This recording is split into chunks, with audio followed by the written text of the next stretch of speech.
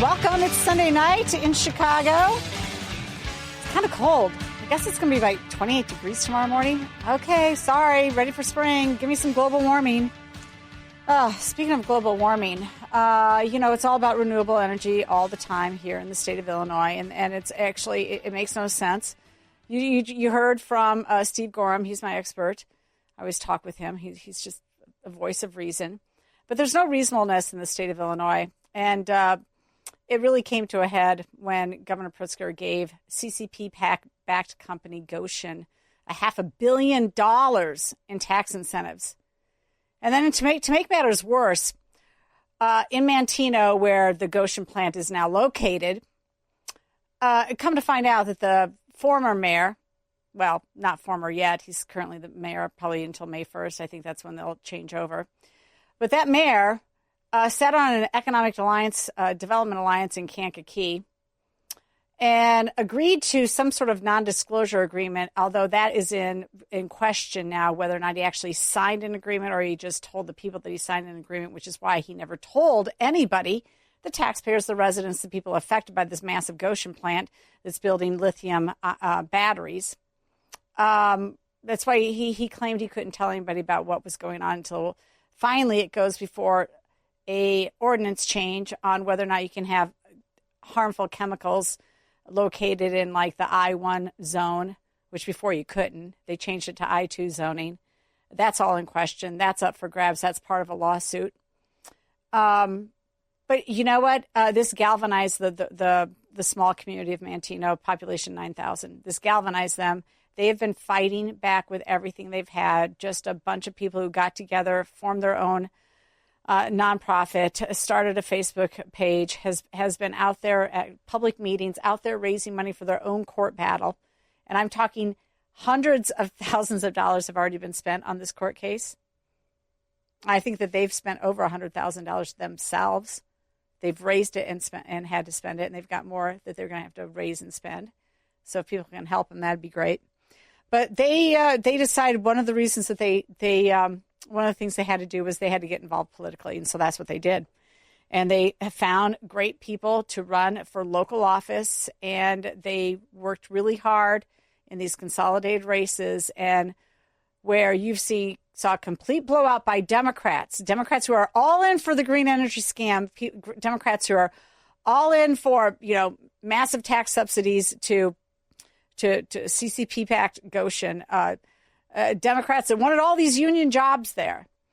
When you saw that, and you saw the Democrats really sweep through DuPage County and suburban Cook, the bright spot in the consolidated elections are that the Manteno Freedom Party, that's what they call themselves, won 4 out of 5 seats, including the mayoral spot. And so one of the folks who has been part of this push since the get-go, since I believe September 9th, when everybody woke up and found out what they were doing in small-town Manteno, is Amanda Piker, and she joins me now to talk about their victory. Amanda, thanks for joining me on The Real Story. Hi, Jeannie. Thank you for having me on your show. Yeah, so how's everybody feeling about it, and how did you make this happen? Well, we put in a lot of hard work, and we had about 18 months to prepare for this moment. The citizens were fed up with what was being forced down our throats. We found our voices and we voted. The election has not been certified yet due to mail-in ballots. There was 299 outstanding on election day, and there are 2 spots open and 30 ballots roughly separate the last 3 candidates, 2 of which are Freedom Party candidates. So as it stands right now, you have 4 out of 5 seats. Do you suspect that you'll hold that, or do you think that they're in jeopardy with that tight of a vote? I'm hopeful that we actually gain that last seat. Oh, so then you would get 5 out of 5. Yes. Oh, wow, that's great. Would give us voting power. Yes. Wow. I mean, that's just amazing. And so how many votes are we talking about in a small town like Manteno? I mean, typically in our area, you get about a 20% turnout. It's unfortunate. In your area, how many votes did you guys have to go and basically cultivate and get? Well, in the mayoral race, our candidate, Annette Lamore, won with 1536 over Joel Getsky, the pro-Gotion candidate, and he had 1231. Typically, we never see turnouts like this in our town. I do believe that this is a historical record for us. I think in the last election, there was probably maybe 200, 300 votes cast total. Oh, wow. So we usually don't have a very big turnout for municipal elections in our town. Usually people run unopposed. This time, not so much. And we actually also won a township seat, which is huge. Thanks, Anna. She stepped up. We had one person township, and she won her race. And then we actually had an outsider seat take an incumbent school board seat.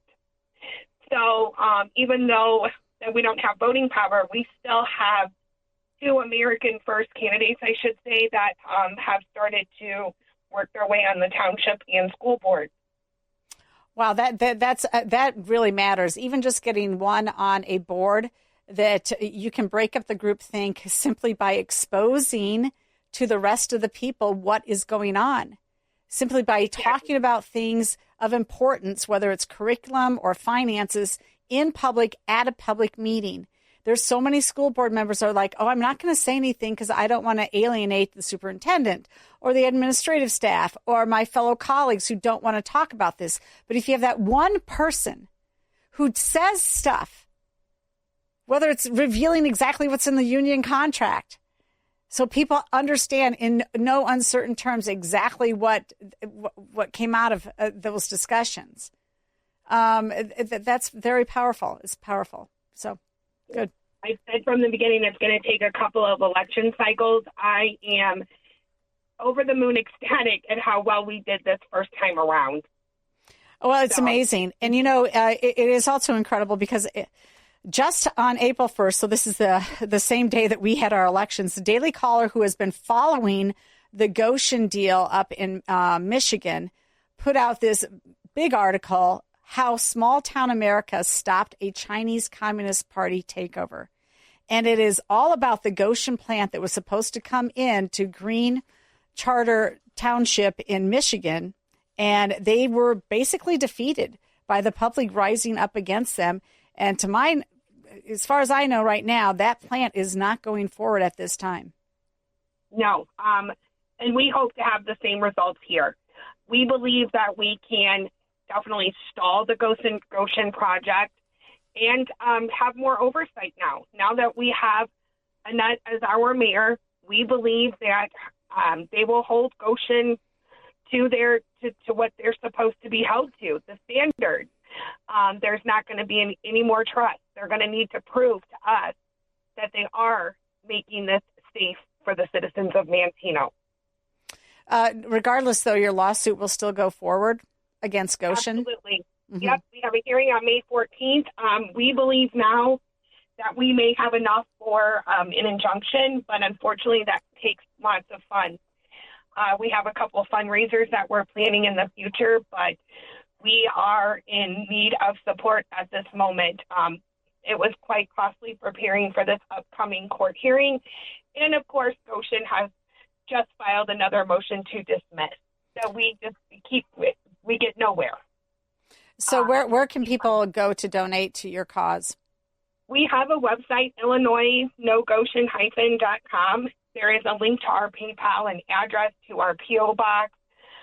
And other good information, such as our Facebook page, different current events, different information that we've put out there. We really focused on this election, so we kind of put our fundraising to the side, but we really need to get back at it, and that's our future plan for the next few months.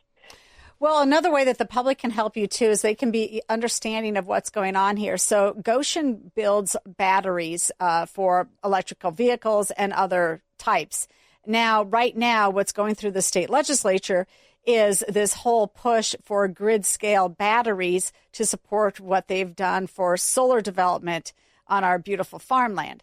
And they know that, you know what, if you can't store the energy, you can't use the energy because, I mean, solar is, you know, it it's there for only a finite amount of time, and you're not going to get solar all the time. So they're trying to store the energy. Which, by the way, these grid scale batteries, Steve Gorham's talked about it before, they just don't hold their charge.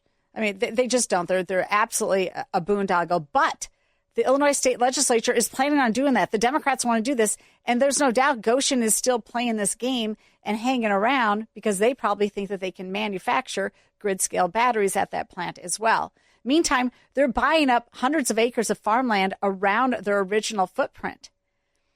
Yep, absolutely, and we need to stop that. We're working on some things at the county level towards the Economic Alliance. We still have some things coming out about what's happened in Manteno over the last 18 months. Lots of interesting, not good, exciting information, but hopefully useful information that the people can use to plan to take back our area even further in the future.